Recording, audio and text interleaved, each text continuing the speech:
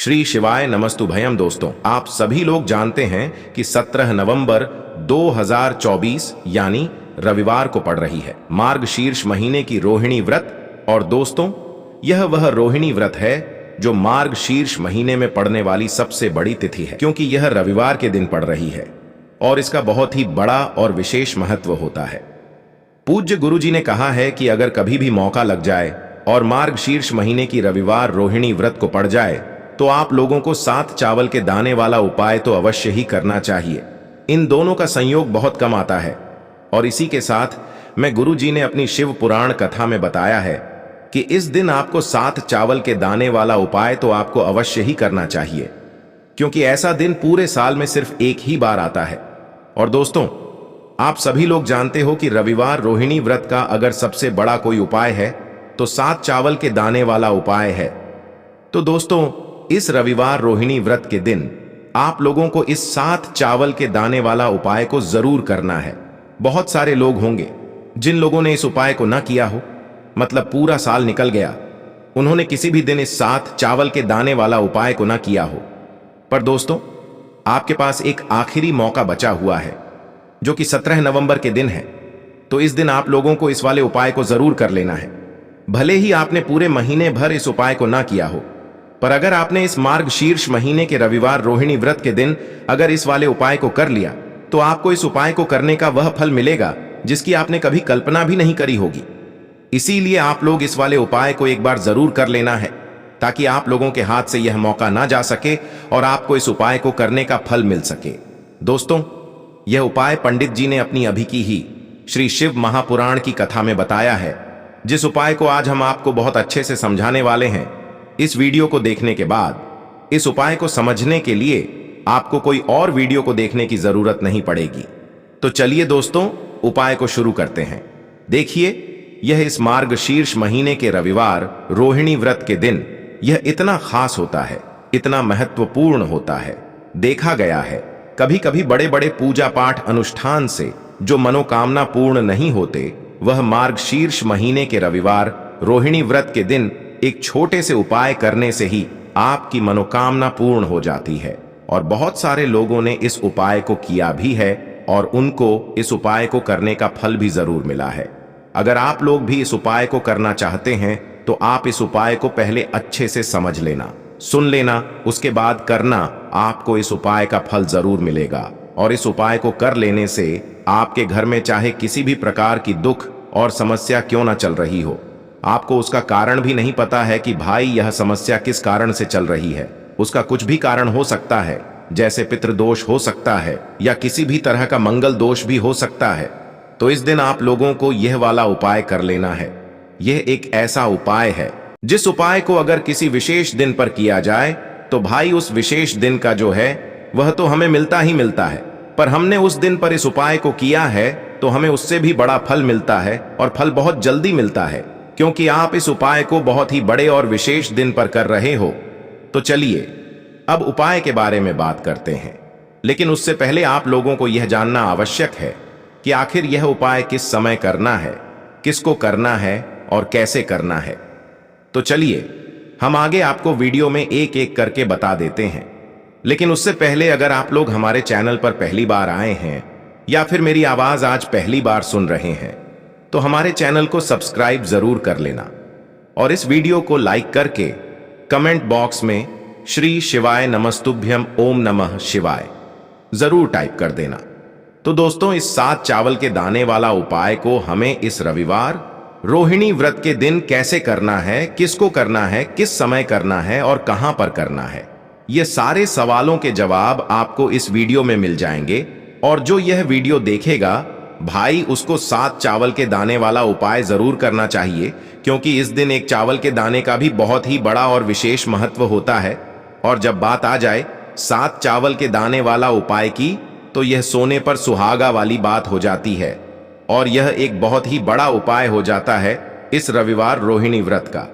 तो अब दोस्तों, इस 7 चावल के दाने वाला उपाय को आखिर करना किसको है, सबसे पहले हम लोग वह बात जान लेते हैं।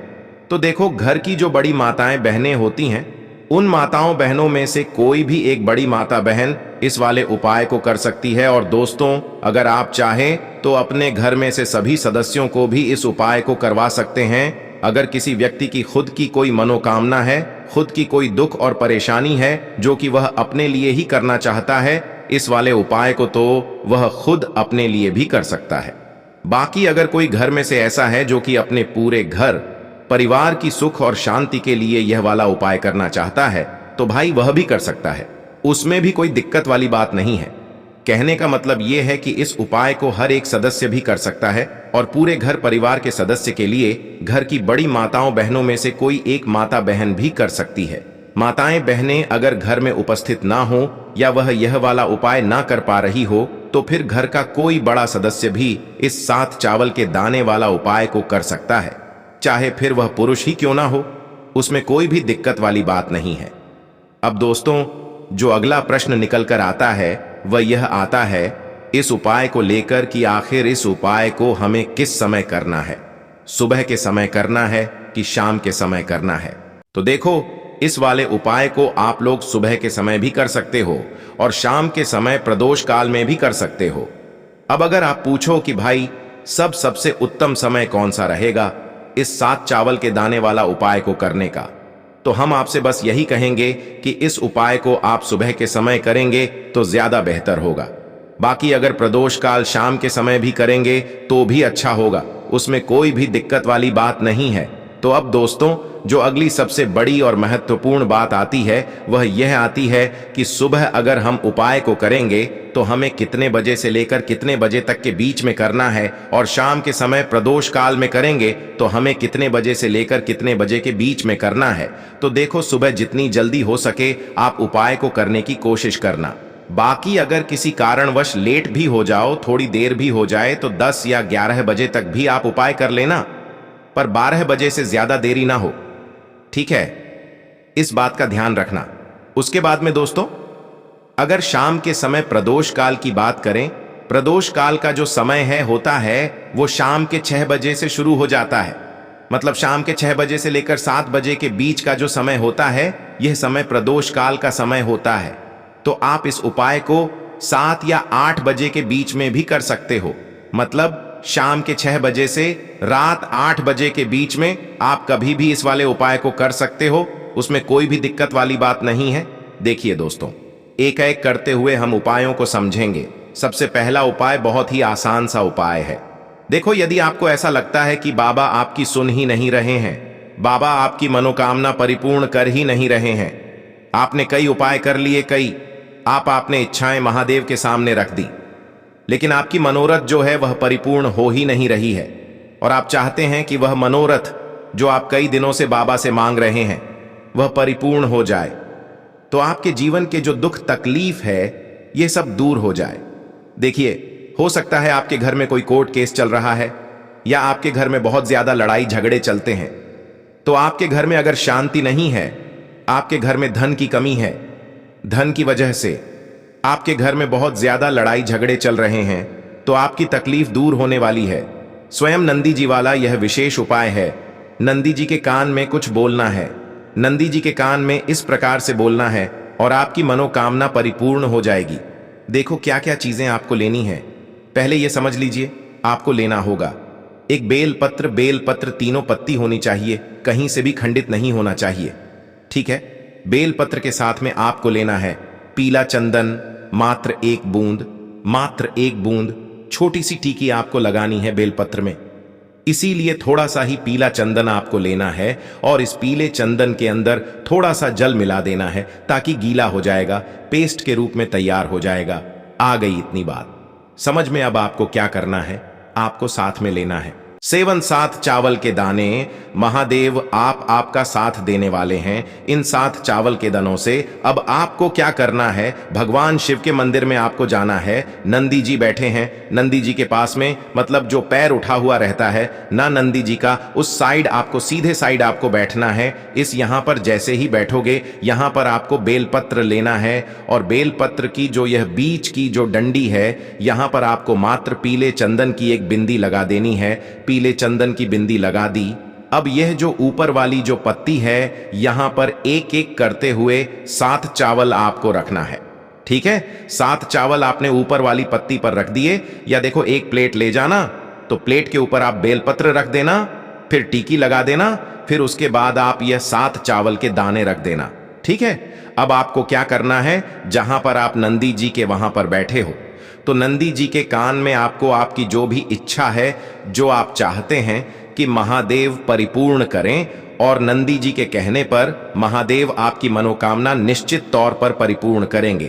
तो आपको क्या करना है, नंदी जी को कान में आपको बोल देना है, जो भी आपके दुख तकलीफ है, जो भी आपके कष्ट हैं, वह सब दूर हो जाए, ऐसी आपको कामना करना है। और नंदी जी के कानों में आपको बोल देना है, जो भी आप चीज बोलेंगे वह नंदी जी भगवान शिव से विनय करके बोलेंगे। और नंदी जी की बात भगवान शिव नहीं टालते हैं, और इसीलिए आप जो भी इच्छा है, आपकी जो भी कामना है, वह आपको विशेष बोलना है, और उसके बाद आपको वहां से उठना है। ठीक है, नंदी जी को कान में मनोकामना बोल दी, फिर उठना, फिर उसके बाद भगवान शिव के वहां पर जाना। और यह जो बेलपत्र है, यह बेलपत्र चिकना वाला साइड जो है, और भगवान शिव के शिवलिंग के ऊपर इसे अर्पित कर देना है। अर्पित कैसे करोगे, जो बेलपत्र का जो चिकना वाला साइड है वह नीचे की साइड हो जाना चाहिए। अब जैसे ही आप अर्पित करने जाओगे तो चावल के दाने तो गिर जाएंगे, यानी कि जैसे ही अर्पित करने जाओगे तो भगवान शिव के शिवलिंग के ऊपर चावल के दाने गिर जाएंगे, क्योंकि वह किसी से भी चिपके हुए नहीं है, तो कोई तकलीफ नहीं है। वह जैसे आप अर्पित करोगे, ना भले चावल के दाने भगवान शिव के शिवलिंग पर गिर जाए, वह कोई तकलीफ नहीं है। बस आपको यह जो बेलपत्र है, यह आपको उल्टा अर्पित कर देना है, यानी कि जो पीला चंदन है भगवान शिव के शिवलिंग पर स्पर्श होना चाहिए, और इस प्रकार से आपको अर्पित कर देना है। डंडी का जो हिस्सा है जलाधारी की तरफ हो जाना चाहिए।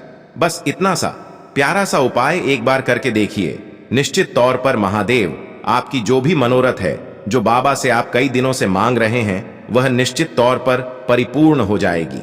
आ गई इतनी बात समझ में? देखिए, अब हम बात करते हैं दूसरे उपाय की। देखिए, यह उपाय जीवन में ऊर्जा का है। रविवार का दिन है और रोहिणी व्रत है। अगर आपके जीवन में बहुत ज्यादा अंधकार है, अगर आपके घर के जो बच्चे हैं बहुत ज्यादा सोचते हैं, या आपके घर में कोई भी ऐसा व्यक्ति है बहुत ज्यादा सोचता है, डिप्रेशन में रहता है, तनाव उसको है, तो तनाव को मुक्त करने के लिए यह उपाय है। अगर उसके भाग्य में जीवन में तेज की प्राप्ति नहीं है, तेज यानी कि ऊर्जा नहीं है, उदासी रहती है, जीवन में आलस्य बहुत है, तो फिर उस व्यक्ति को यह उपाय करना चाहिए। कोई काम करता भी है तो उसमें सफल नहीं हो पा रहा है, तो विशेष यह उपाय उसी व्यक्ति को करना है। देखो, इस उपाय के लिए आपको क्या क्या सामग्री लेना होगी। सबसे पहले तांबे का एक पात्र लेना, उसके अंदर घर से आपको जल भरना है। अब इसी जल के अंदर आपको लाल चंदन डालना है। एक चुटकी डालें, थोड़ा ज्यादा डालें, जितना आपको डालना है आप डालें। लाल चंदन जो होता है तीज की वृद्धि करता है। रविवार के दिन लाल चीजों का उपाय करना बेहद शुभ होता है, और हो सके तो लाल रंग के कपड़े पहन करके अगर आप यह उपाय करेंगे ना, तो और भी शुभ होगा। यह लाल चंदन मिश्रित जल आपको क्या करना है, आपको जाना है किसी भी बेलपत्र के पेड़ के वहां पर सुबह से लेकर के शाम तक आप यह उपाय कर सकते हैं। कल रविवार की रोहिणी व्रत पर सुबह से लेकर के शाम तक आप बेलपत्र के पेड़ के वहां पर जाना, उत्तरमुखी होकर के आपके जीवन के अंधकार दूर हो। जो भी आप स्मरण करेंगे, आप लेट उठते हैं, आपसे कोई कार्य बनता नहीं है, आपके जीवन में रोग बहुत ज्यादा है, तो भी आप यह उपाय करेंगे तो आपको उसका स्मरण करना है कि यह समस्या मेरी महादेव आपको दूर करना है। ऐसी कामना करते हुए आपको यह जो जल है श्री शिवाय नमस्तुभ्यम का स्मरण करते हुए यह पूरा जल आपको बेलपत्र के पेड़ की जड़ में आपको अर्पित कर देना है। बहुत ही आसान सा उपाय है और यह उपाय हर कोई कर सकता है, तो यह मुक्का आपको गंवाना बिल्कुल भी नहीं है। यह हो गया पैरो उपाय। अब हम बात करते हैं अंतिम उपाय की, तीसरे उपाय की। देखो, यह उपाय बहुत ज्यादा खास है। शिवलिंग पर चढ़ा जल 3 जगह आपको लगाना है आपके शरीर में, और आपकी बीमारी दूर हो जाएगी। देखो, अगर आपको कोई बीमारी हो गई है और बार बार आप डॉक्टर को दिखा रहे हैं, डॉक्टर ने बोला 5-10 दिन अगर आराम नहीं होगा तो आप एडमिट हो जाना, या आपके शरीर में कोई रोग है जो कई दिनों से है और आप चाहते हैं कि वह रोग आपका दूर हो जाए, तो यह रोग आपका निश्चित तौर पर दूर होगा। बहुत ही आसान सा उपाय है। घर का कोई भी व्यक्ति यह उपाय कर सकता है या रोगी व्यक्ति भी यह उपाय कर सकता है। मात्र तांबे के पात्र के अंदर एक लोटा जल लेना है और आपको आज के दिन यानी कि रविवार की रोहिणी व्रत के दिन आपको जाना है भगवान शिव के मंदिर में। और अब आपको क्या करना है, इस उपाय को समझना। एक लोटा जल है। अब आपको भगवान शिव के शिवलिंग पर सबसे पहले गणेश जी के स्थान पर, कार्तिकेय जी के स्थान पर, मां माता अशोक सुंदरी वाले स्थान पर, पार्वती माता के हस्त कमल पर, फिर भगवान शिव के शिवलिंग पर आपको अर्पित कर देना है। जैसे ही जल जलाधारी के वहां पर आएगा ना, वह जल आपको झेल लेना है। ठीक है, जल झेल लिया आपने। अब आपको क्या करना है, महादेव से प्रार्थना करना है कि यह बीमारी को दूर करने के लिए मैं मेरे घर पर लेकर के जा रहा हूं इस व्यक्ति को। यह व्यक्ति जो है यह बीमार है, इसकी जो परेशानी है यह आपको दूर करनी है। ऐसी कामना करते हुए आपको घर पर लेकर के आ जाना है। जो भी व्यक्ति बीमार है वह खुद स्वयं उस जल को छुए और उसे 3 जगह लगाना है। एक सबसे पहला नाभि पर लगाना है, शिवलिंग पर जड़ जल। फिर दूसरा जो है मस्तक सिर पर, जहां पर हम तिलक करते हैं ना, बीचों बीच में, यहां पर आपको जल लगाना है। और तीसरा जो है सिर पर आपको जल लगाना है। देखो यहां पर एक चीज समझना, जब नाभि पर आप मणिपुर चक्र में आप जल लगाएंगे, थोड़ा सा जल वहां पर लगाना। फिर उसके बाद जब दूसरा आज्ञा चक्र में आप जब जल लगाओगे ना, तो 3 त्रिपूर्ण दूर होना शुरू हो जाएगी। यह उपाय आप रविवार के दिन कर रहे हो ना, ज्यादा जल लेकर के आना, ताकि आप सोमवार, मंगलवार, बुधवार, गुरुवार, शुक्रवार तक आप यह जल का प्रयोग कर सको। ठीक है, लगातार 5 दिन आपको लगाना है। आपके शरीर में निश्चित तौर पर आराम आपको मिलेगा। तो दोस्तों, ये थे पूज्य गुरुजी द्वारा बताए गए कुछ बहुत ही खास उपाय। अगर आपको जानकारी अच्छी लगी हो तो वीडियो लाइक करिएगा। मिलते हैं फिर एक नए वीडियो के साथ। श्री शिवाय नमस्तुभयम।